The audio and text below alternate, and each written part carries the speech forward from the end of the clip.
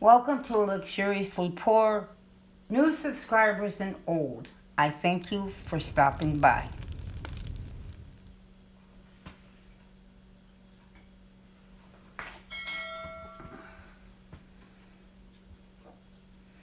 Now today's video is going to be about cutting your feed bill in half. Cutting it as much as humanly possible, okay?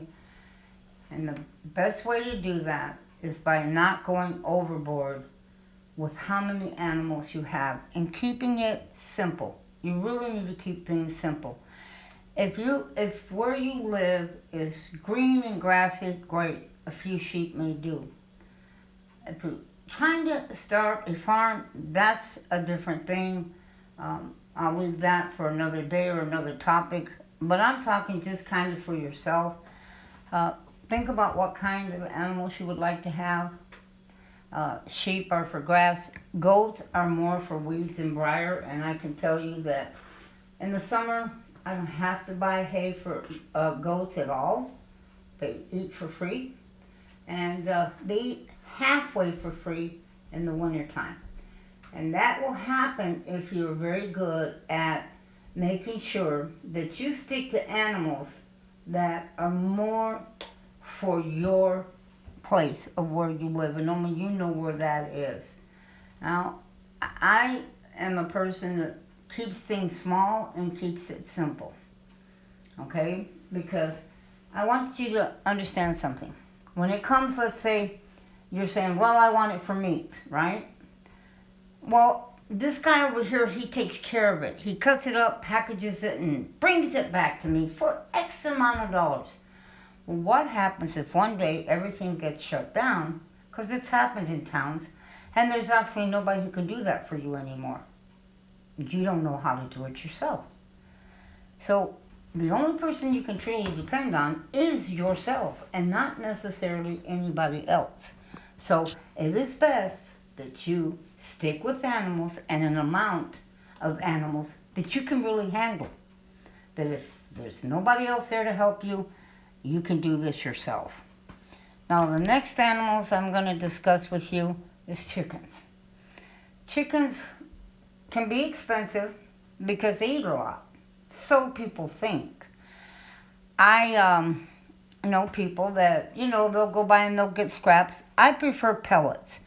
A lot of people will get vegetable scraps from the store. That's fine. I had a store that used to do that for me, but it became very difficult. This right here is what I call pellets, which is what I feed, and I feed free choice. They can eat all the pellets that a little heart wants. They have food all the time. That is the best way to do it. We had a guy, we called him the Chicken Man. He knew all about chickens, and he told me, your chickens are starving, that's why they come running in the mornings because they're hungry because they have no feed.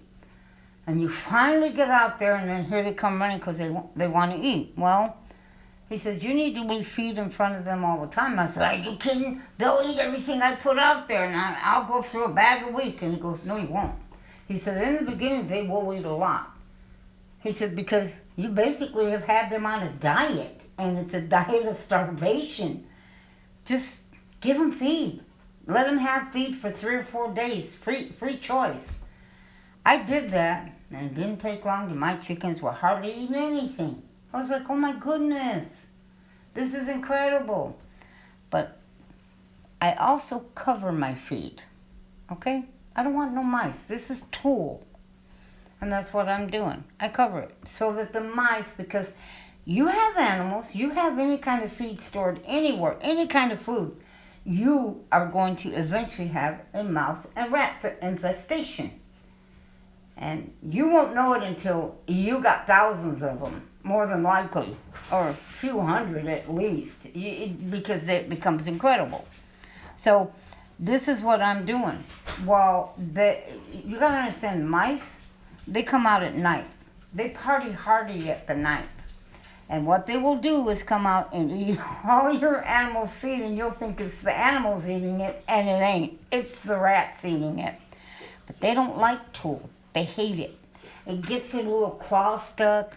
Squirrels don't like it either. and they will not climb up this. I put this stuff in my garden because they would go in and eat my tomato plants. They would eat the plant. They would dig up my potatoes.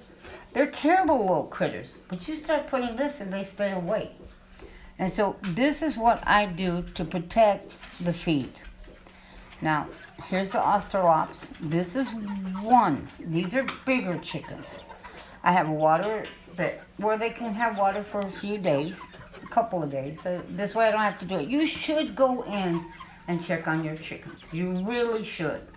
Don't leave, even though you've got enough food to do them for 3 or 4 days, don't leave them like that without checking on them. Something could happen. They could get stuck on something, and you are what saves them from something terrible happening to them. But as you can see, they're just walking around peaceful. I mean, it's morning.